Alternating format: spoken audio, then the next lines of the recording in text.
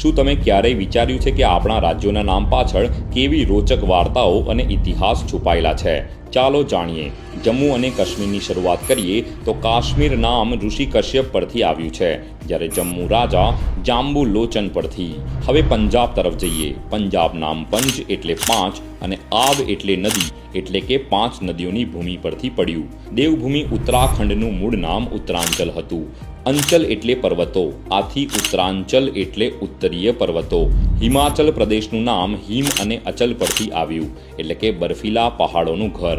હરિયાણા નામ ઘણા માને છે કે ભગવાન વિષ્ણુ સાથે જોડાયેલું છે.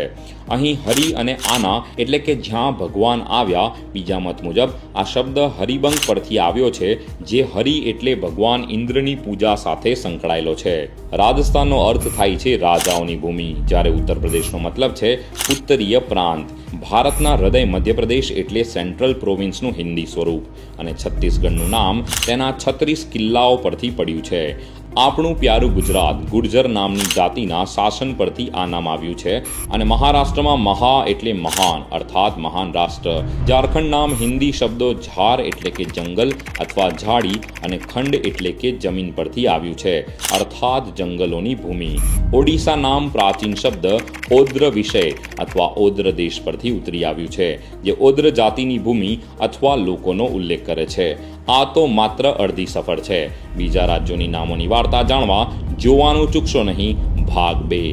આવા જ ઇન્ફોર્મેટિવ વિડીયોઝ માટે જોતા રહો વેબ સંકુલ official. Thank you so much. જય હિન્દ, જય ભારત.